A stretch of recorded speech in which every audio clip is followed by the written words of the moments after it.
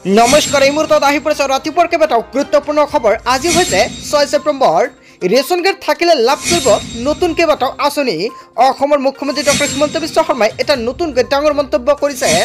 15 ছেপ্টেম্বৰৰ পৰা লাখ লাখ মানুহে যদি ৰেচন কাৰ্ড আছে আপুনি লাভ কৰিব এইসমূহ সুবিধা। যিসকল ব্যক্তিৰ ৰেচন কাৰ্ড নাই সেইসকল ব্যক্তিয়ে 15 ছেপ্টেম্বৰত লাভ কৰিব নতুন ৰেচন কাৰ্ড। অসমৰ মুখ্যমন্ত্ৰী ডক্টৰ হিমন্ত বিশ্ব শৰ্মাই কেবিনেট বৈঠকত ডাঙৰ সিদ্ধান্ত গ্ৰহণ কৰিছে। লগতে পিএম কিষাণৰ 18তম কিস্তিক লৈ এটা গুৰুত্বপূৰ্ণ খবৰ মুকলি আহিছে। লগতে অৰুণোদয় আঁচনিক লৈ এটা ডাঙৰ খবৰ। গোটেই অসম তথা ভাৰতৰ বিভিন্ন প্ৰান্তৰ পৰা যুগুত হৈছে কেইবাটাও ডাঙৰ খবৰ। এনেবোৰ খবৰ নিতৌ পাই থাকিবলৈ চেনেলটি ছাবস্ক্ৰাইব কৰি ভিডিঅ'টো এটা লাইক কৰিবলৈ নাপাহৰিব। আজিৰ আমাৰ প্ৰথমটো খুবেই গুৰুত্বপূৰ্ণ খবৰ হৈছে অসমবাসীৰ বাবে এটা ডাঙৰ খবৰ। আপুনিও পাব ৰেচন কাৰ্ড, কিন্তু থাকিব লাগিব বিশেষ নথি। কোন কোন ব্যক্তিয়ে লাভ কৰিব ৰেচন কাৰ্ড? অসমৰ মুখ্যমন্ত্ৰী ডক্টৰ হিমন্ত বিশ্ব শৰ্মাই কেবিনেট বৈঠকত ডাঙৰ সিদ্ধান্ত গ্ৰহণ কৰিছে।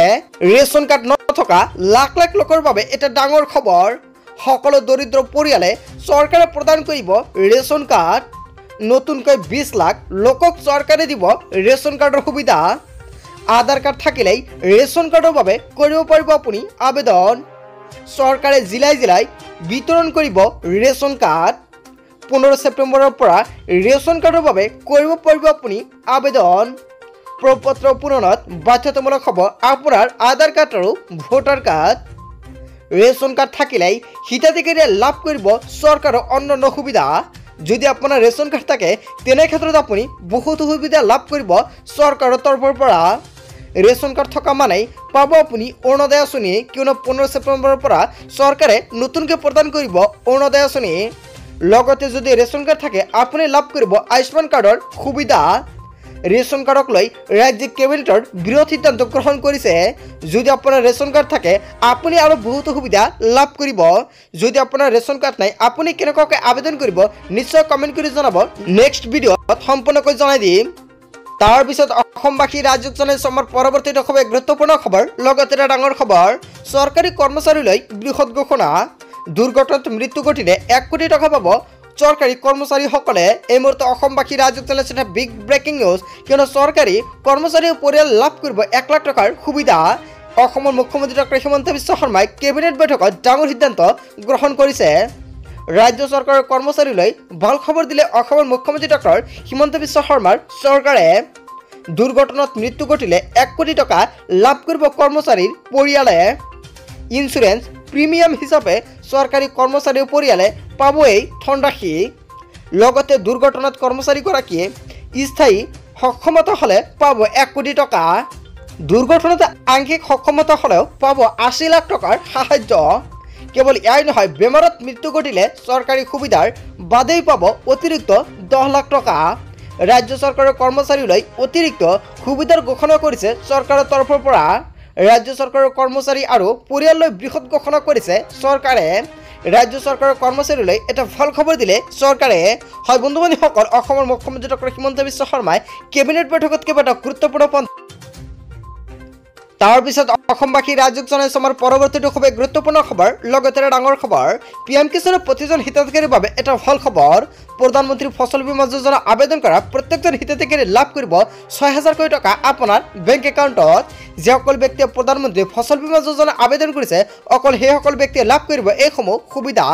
যদি আপুনি আবেদন কৰা নাই আপুনি কেনেকুৱাকৈ আবেদন কৰিব প্ৰধানমন্ত্ৰী ফচল বীমা যোজনা? চৰকাৰে এখন গুৰুত্বপূৰ্ণ আপডেট প্ৰদান কৰিছে। লাখ লাখ কৃষকৰ বাবে এটা ডাঙৰ খবৰ। বানত নষ্ট হোৱা খেতিৰ ক্ষতিপূৰণ দিব চৰকাৰে। বানত আপোনাৰ খেতি পথাৰ নষ্ট হৈছে নেকি? তেন্তে আপোনাৰ বাবে এটা ভাল খবৰ আহি পৰিছে। লাখ লাখ কৃষকৰ বাবে এটা ডাঙৰ খবৰ। বানত নষ্ট হোৱা খেতিৰ হিচাপ ৰাখক আপুনি, চৰকাৰে দিব আপোনাক ক্ষতিপূৰণ। প্ৰতিগৰাকী কৃষকক নষ্ট হোৱা ফচলৰ ক্ষতিপূৰণ দিব চৰকাৰে। আপোনাৰ ফচলৰ বীমা কৰাৰ বাবে আজিয়েই যোগাযোগ কৰক। ফচল বীমা কৰিবৰ বাবে মুকলি কৰা হৈছে হেল্পলাইন নম্বৰ। হেল্পলাইন নম্বৰটো হৈছে 14447। অথবা আপোনাৰ ফচল বীমা কৰাৰ বাবে আজিয়েই যোগাযোগ কৰক। জনসেৱা কেন্দ্ৰ, শস্য বীমা এপ, ডাকঘৰ, বেংকৰ জৰিয়তেও কৰিব পাৰিব বীমা।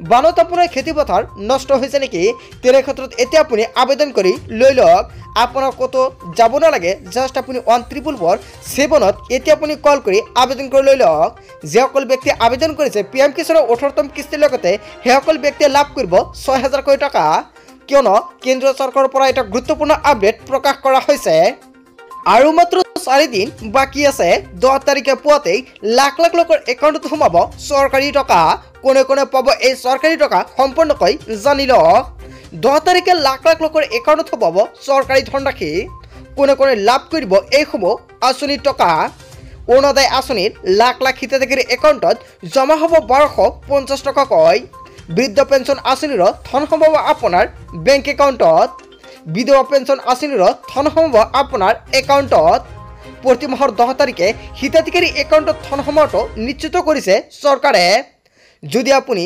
এতিয়ালৈকে আপোনাৰ বেংক একাউণ্টৰ কেৱাইচিটো আপডেট কৰা নাই অতি শীঘ্ৰে কৰি লৈ লওক নহলে আপুনি নাপাব পিএম কিষাণৰ লগতে যিকোনো আঁচনিৰ টকা আৰু অহা 10 তাৰিখে যিসকল ব্যক্তিয়ে অৰুণোদয় আঁচনিৰ টকা লাভ কৰিব সেইসকল ব্যক্তিয়ে যদি আপোনাৰ বেংক একাউণ্টৰ কিবা সমস্যা আছে এতিয়া আপুনি সমাধান কৰি লওক নহলে আপুনি নাপাব অৰুণোদয় আঁচনিৰ টকাসমূহ তাৰ পিছত অসমবাসী ৰাইজক জনাইছো আমাৰ পৰৱৰ্তীটো খুব গুৰুত্বপূৰ্ণ খবৰ লগতে এটা ডাঙৰ খবৰ 31 ডিচেম্বৰলৈকে পিএমএৱাই আঁচনিৰ বৈধতা চৰকাৰী গড় লাভ কৰিবলৈ কেনেকৈ কৰিব আবেদন সম্পূৰ্ণ প্ৰক্ৰিয়াটো জানি লওক লাখ লাখ মানুহে পোৱা নাই চৰকাৰী গড় যিসকল ব্যক্তিয়ে চৰকাৰী গড় পোৱা নাই সেইসকল ব্যক্তিৰ বাবে এটা ভাল খবৰ মুকলি হৈছে চৰকাৰী গড়ৰ বৈধতা 31 ডিচেম্বৰলৈকে বৃদ্ধি কৰা হৈছে চৰকাৰী গড় লাভ নকৰা লোকৰ বাবে আহি পৰিলে এটা ভাল খবৰ পূৰ্বে চৰকাৰী গড় লাভ নকৰা পৰিয়ালে লাভ কৰিব চৰকাৰী গড় অসমৰ 1,30,000 লোকক দিয়া হ'ব পকী গড় ধনৰ পৰিমাণ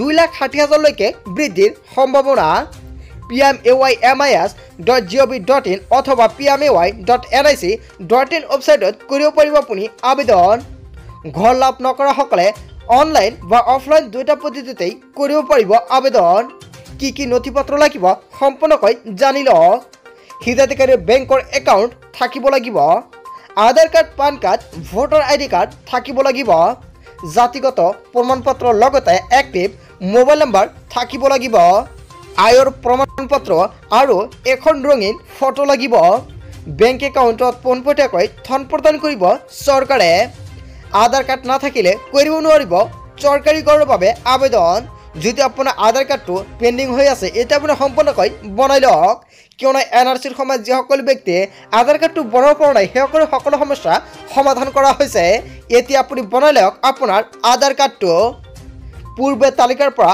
বাদ পৰা সকলে এইবাৰ চৰকাৰী গড় লাভ কৰিব যদি আপোনাৰ 2011 বা 2018 চনৰ ঘৰৰ লিষ্টত নামটো অন্তৰ্ভুক্ত হৈ আছিল আৰু আপুনি চৰকাৰী গড় পোৱা নাই তেন্তে আপুনি লাভ কৰিব এইবাৰ চৰকাৰী গড় এতিয়া আপুনি আবেদন কৰি লৈ লওক 2 কোটি গড়ৰ অসমে লাভ কৰিব 1,30,000 চৰকাৰী গড় মুকলি কৰা হৈছে টোল ফ্ৰী নম্বৰ 1800116163 যদি আপোনাৰ কিবা অসুবিধা আছে বা আপোনাৰ কিবা জানিবলগীয়া ইচ্ছা আছে চৰকাৰী গড়ৰ বিষয়ে তেনে ক্ষেত্ৰত এখন টোল ফ্ৰী নম্বৰত এতিয়া আপুনি কল কৰি সম্পূৰ্ণখিনি তথ্য জানি লওক সব বন্ধু বান্ধৱীসকল গোটেই অসম তথা ভাৰতৰ বিভিন্ন প্ৰান্তৰ পৰা যুগুত হৈছে কেইবাটাও ডাঙৰ খবৰ এনেবোৰ খবৰ নিতেও পাই থাকিবলৈ চেনেলটি সাবস্ক্ৰাইব কৰি ভিডিঅ'টো এটা লাইক কৰিবলৈ নাপাহৰিব so thank you for watching full video'